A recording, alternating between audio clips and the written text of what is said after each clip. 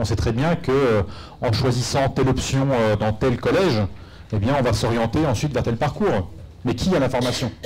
Ceux qui détiennent l'information, qui la regroupent, qui la détiennent, ne veulent pas la partager. Je crois qu'il faut faire attention. Vous savez, le périscolaire, quand on parle du périscolaire, et la complémentarité de l'école, il n'y a pas de nouvelles taxes. Oui, il y a une participation qui existe aux frais du périscolaire. Mais les projets éducatifs locaux, ils n'ont pas été créés en 2013 ou en 2012. Ils existent depuis 10, 15, 20 ans dans certaines communes. Parce que la contrepartie de la participation au taux d'effort de chacun, c'est le service public. L'école, quant à elle, elle est gratuite et obligatoire. Parce que dans les quartiers populaires, il ne faut pas faire uniquement pour, il faut faire avec.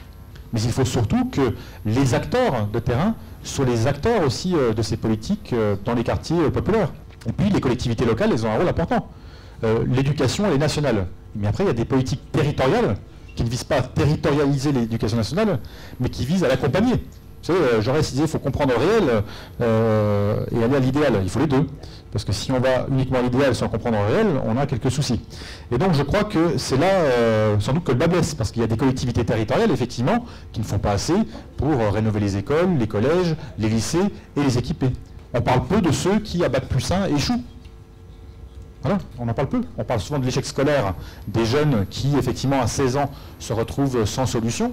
On ne parle pas de ceux qui n'ont pas validé leur diplôme dans l'enseignement supérieur et qui n'arrivent pas à réaliser leur projet. Puis je voudrais dire un mot aussi des entreprises. Parce que souvent on oppose les entreprises, on parle des grandes multinationales du CAC 40, mais il y a plein d'entrepreneurs qui ne sont pas des entreprises délocalisables, justement, qui sont dans les territoires, des TPE, des PME, qui n'attendent qu'une chose aussi, c'est à pouvoir travailler avec les acteurs de l'éducation, tout simplement pour faire en sorte que les enfants aussi, dans les quartiers populaires, les élèves, puissent avoir accès à des stages. Et donc il y a des réseaux comme Entreprendre pour apprendre, qui se déplacent dans les collèges, dans les lycées, dans les établissements scolaires pour faire en sorte de créer des liens. Et ça ne veut pas dire que les entreprises, demain, elles vont définir ce qu'on va apprendre à l'école. Et je crois que ce qu'il faut retrouver, justement, grâce à la jeunesse, parce que cette jeunesse, elle est porteuse d'espoir, il faut l'écouter un peu, il faut l'entendre.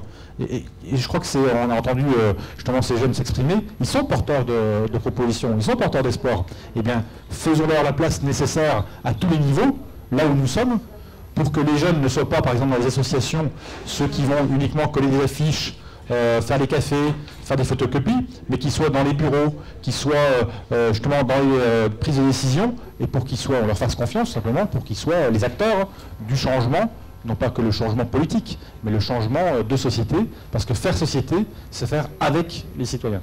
Donc bravo pour votre initiative, et puis je crois que voilà, il faut mener ce combat pour l'éducation, pour tous, et l'école pour tous, comme cela a été très bien dit par notre invité espagnol. Merci.